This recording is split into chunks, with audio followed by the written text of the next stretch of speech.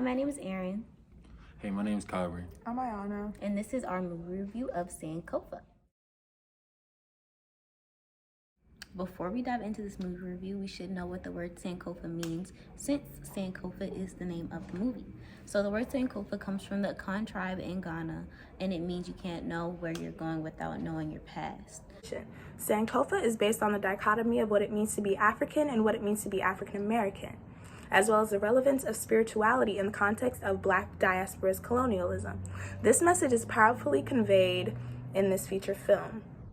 Sankofa was directed and produced by Haile Gerima, who is an independent Ethiopian filmmaker.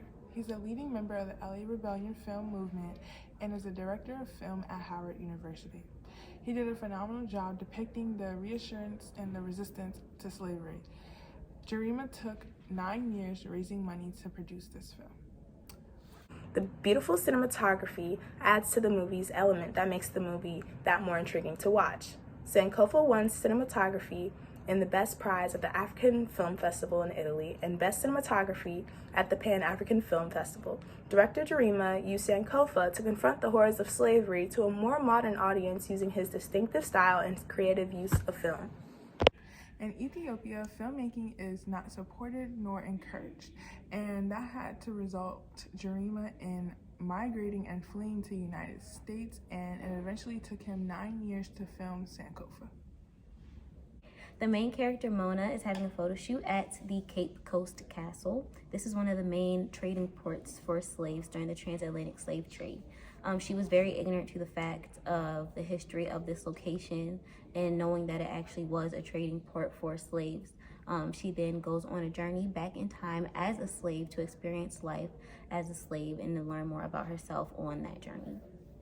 Gerima did an amazing job depicting the harsh realities that slaves really went through and endured throughout slavery. Throughout the movie, there are a lot of themes involved that really show how life was as a slave and try to get the viewers to understand how that impacts life now and how a lot of people are ignorant to the fact of the truths behind slavery that nobody really likes to talk about. A pro that I got after watching this film was how we saw the love of a mother. Nunu was raped at the age of 14 by a white man and had a son named Joe. Joe ended up becoming a head slave, and we see throughout the film that there was issues, but no matter what, Nunu still showed her love and affection for her son, even though her son became the right-hand man for a slave owner. The mother and son bond is special and like no other, and to see how the slave masters tormented them and used religion as an instrument to twist such a beautiful relationship shows how evil this time period was in history.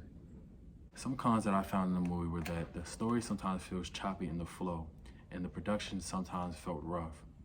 I also believe that the main character did not have to go through such trauma and the constant remembrance of rape to find her true inner self.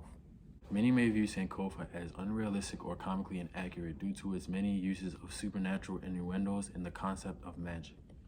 Black voodoo or black magic were real practices that slaves brought from their homelands to use with each other as they see fit. Overall, we give this movie a 3.5 out of 5. Bye.